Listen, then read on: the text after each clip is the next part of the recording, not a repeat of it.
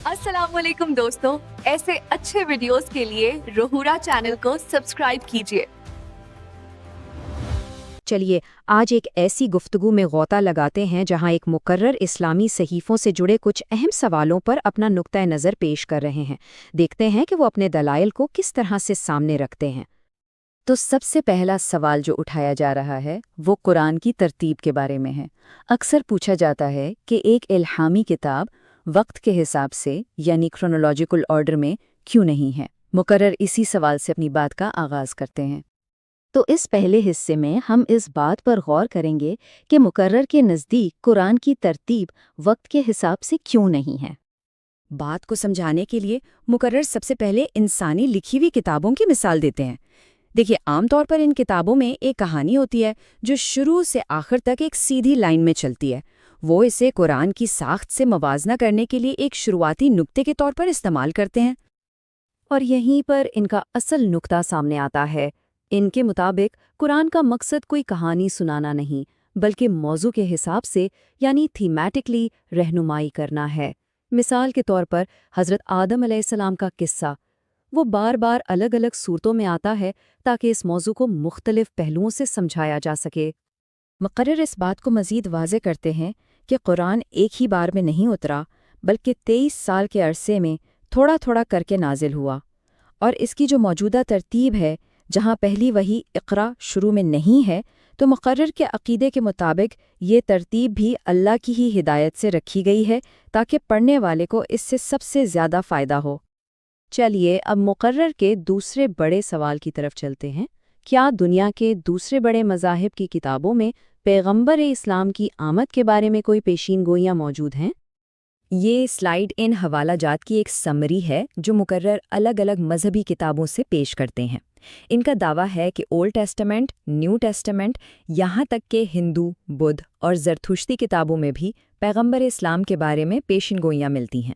यहाँ ये बात वाज़े करना ज़रूरी है कि ये तशरीहात मुकर्रर के अपने नुक्ता नज़र को ज़ाहिर करती हैं और आम तौर पर इन मज़ाहिब के मानने वाले इनसे इत्तेफाक नहीं करते। मुकर्रर की पेश की गई दलीलों में से एक सबसे अहम नुक्ता ओल्ड टेस्टामेंट की इस आयत से लिया गया है। वो दावा करते हैं कि सॉन्ग ऑफ सोलोमन में इस्तेमाल होने वाला हिब्रू लफ्ज़ मुहम्मदम दरअसल पैगंबर इस्लाम का नाम है और उसे वो एक बिल्कुल सीधा सबूत के तौर पर पेश करते हैं। तो मुकर्रर के इन दलाइल के बाद ज़ाहिर है एक और सवाल पैदा होता है और वो उसका जवाब भी खुद ही देते हैं। सवाल ये है कि अगर मुकर्रर के मुताबिक बाइबल में ये पेशनगोइयाँ हैं, तो फिर इस पूरी किताब को अल्लाह का कलाम क्यों नहीं मान लिया जाता?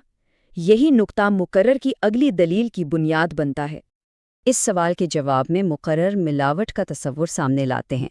वो इस उर्दू लफ्ज़ का इस्तेमाल ये समझाने के लिए करते हैं कि उनके ख़्याल में मौजूदा बाइबल पूरी तरह से अल्लाह का कलाम नहीं है, बल्कि इसमें इंसानी रद्दोबदल और तब्दीलियाँ भी शामिल हो गई हैं। ये ख़ास मजहबी नुक्ता नज़र है जिसे वो पेश कर रहे हैं। इस स्लाइड पर मुकर्रर की मंतिक बिल्कुल साफ नज़र आती है। वो बाइबल के मवाद को दो हिस्सों में तकसीम करते हैं। एक वो जिसे वो असल इल्हामी कलाम का हिस्सा मानते हैं और दूसरा वो जिसे वो इंसानी मिलावट करार देते हैं। ये तकसीम उनकी अपनी तशरीह पर मबनी है और बाइबल के माहिरीन के नज़दीक ये एक इंतहाई मौज़ूई नुक्ता नज़र है।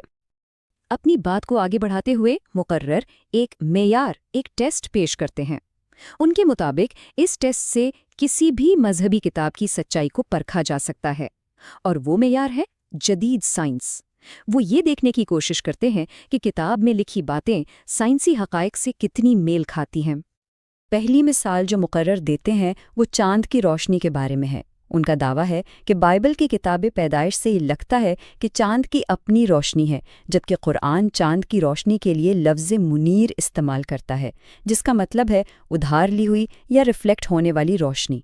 यहाँ ये वाज़े करना भी अहम है कि बाइबल की इस आयत की तशरीह पर माहिरीन में इख्तिलाफ है और मुकर्रर का नुक्ता नज़र एक ख़ास तशरीह पर मबनी है।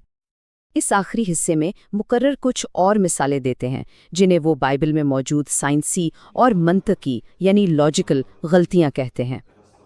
अगला नुक्ता कायनात की तख्लीक की तरतीब के बारे में है। यहाँ मुकर्रर का दावा है कि बाइबल और कुरान के बयान में तज़ाद है।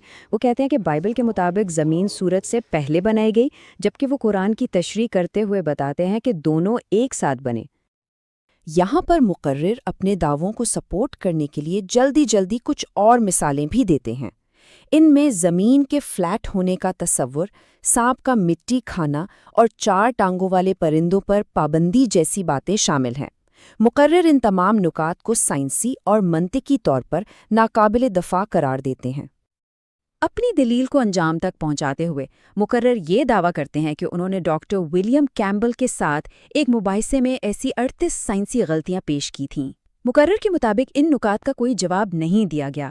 ظاہر ہے یہ مباحثے کے بارے میں ان کا اپنا نقطہ نظر ہے اور پوری تصویر کے لیے دوسری طرف کی بات سننا بھی ضروری ہوگا۔ تو مقرر کے ان تمام دلائل کا جائزہ لینے کے بعد ہمارے ذہن میں ایک بڑا سوال اٹھتا ہے، آخر کسی بھی مقدس کتاب کو پرکھنے کا اصل پیمانہ کیا ہونا چاہیے؟ اور الگ الگ مذاہب کے درمیان ہونے والی بحث میں سائنس اور تاریخ کی تنقید کا کیا کردار ہو سکتا ہے؟ یہ وہ سوالات ہیں جن پر غور کرنے سے اس طرح کی